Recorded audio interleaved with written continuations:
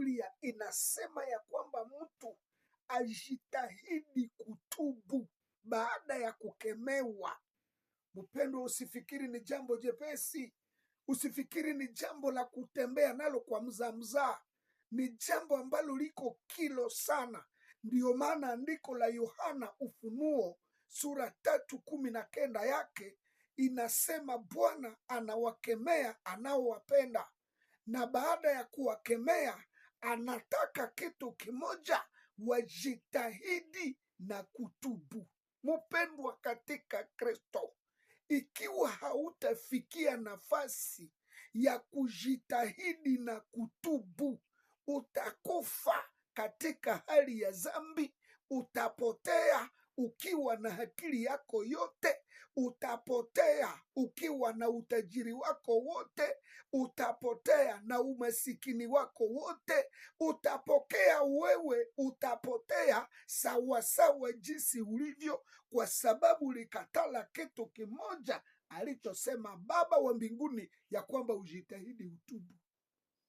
Ni kweli umekosewa, ni kweli wamekukwaza, ni kweli wamekukasirisha, ni kweli watu wamekupora mali, ni kweli watu wameiba vitu vyako, ni kweli, hatujakatala. Lakini Biblia inasema ya kwamba ninayempenda ninamkemea, na kusudi na malengo yangu Mungu ni ya kwamba utubu na ujitahidi kutubu.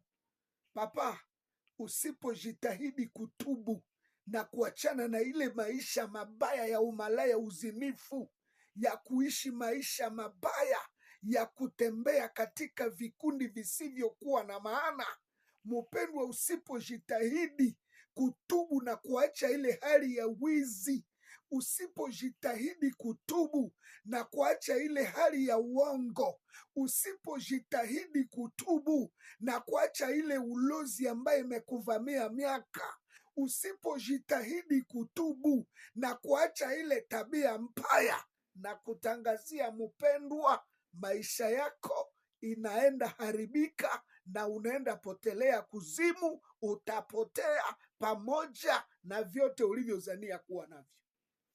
Anasema ninakemea mtu kwa sababu ninampenda. Unaweza fikiri ya kwamba tumekukemea sababu ya ulevi wako. Ulevi ni wako na pesa unazotumia ni zako, lakini madhara ya ulevi ikitokea, sisi sote tusioshiriki ulevi wako tunahusika, tunahitajika na tunasogea karibu